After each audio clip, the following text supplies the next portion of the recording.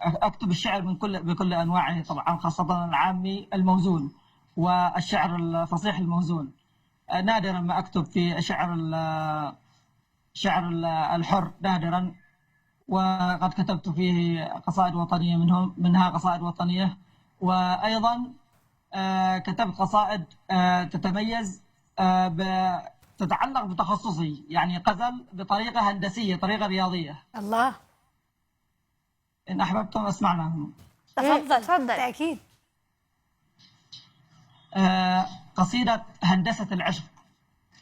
القلب دائرة يكون محيطها عشقا تزينه العيون الناعسات، أغطارها العشاق تنزف دمعهم شوقا لرؤيتان في الأوقات، والمركز المسكين أضحى ساهرا، أضحى يعاتب محور الصادات، وإذا الزوايا أشفقت بحنينها صدمته صاين محور السينات، حتى احتوته وأنشدت في حبها الحب عندي كالزوايا القائمات، صاين تفاخر في عذوبة صوتها، كتان مالي والنساء العاشقات، والتان ميل للمماس لأنها هي حلوة بالرغم أنف الباغيات، كم يا ترى العشاق خطوا ميلهم والحب فيهم يائس وفتات، هذا بمركزه ابتدى بل وانتهى، وذا سيصنع قوسه في الأمنيات، وأنا المعذب بالعيون ولونها، وأنا المتيم بالعيون الناعسات.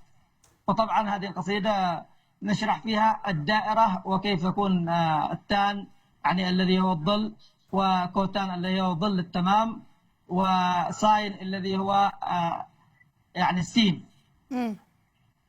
جميل جدا، يعني دمج الرياضيات بالشعر والغزل بطابع جميل، وربما نقول سهل على الشخص أن يتلقاه.